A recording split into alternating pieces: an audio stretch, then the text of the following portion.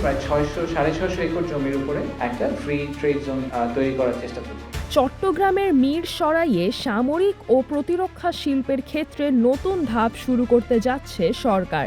দেশীয় প্রতিরক্ষা সক্ষমতা বৃদ্ধির পাশাপাশি আন্তর্জাতিক বিনিয়োগ আকর্ষণ করতেই এখানে ডিফেন্স ইকোনমিক জোন বা সামরিক অর্থনৈতিক অঞ্চল স্থাপনের নীতিগত সিদ্ধান্ত নেওয়া হয়েছে।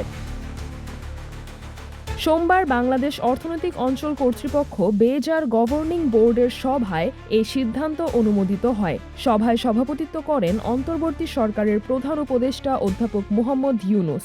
পরে বেইলি রোডের ফরেন সার্ভিস একাডেমিতে সংবাদ সম্মেলনে বিষয়টি বিস্তারিত তুলে ধরেন বেজার নির্বাহী চেয়ারম্যান আশিক চৌধুরী। আশিক চৌধুরী বলেন, দীর্ঘদিন ধরে দেশের অস্ত্র ও প্রতিরক্ষা পণ্য উৎপাদনের পরিকল্পনা প্রণয়ন চলছে।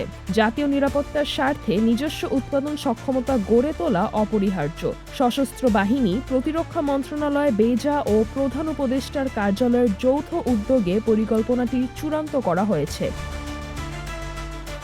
তিনি জানান, মিরসরাইয়ের জাতীয় বিশেষ অর্থনৈতিক অঞ্চল NSEZ এর ভেতরে প্রায় 850 একর জমি সামরিক অর্থনৈতিক অঞ্চলের জন্য চিহ্নিত করা হয়েছে।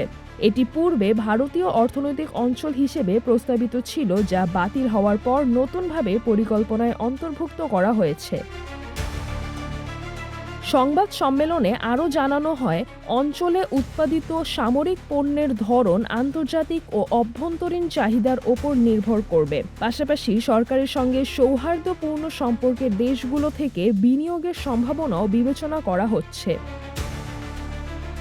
সিজরাতুল আভা, দৈনিক আওয়ার বাংলাদেশ।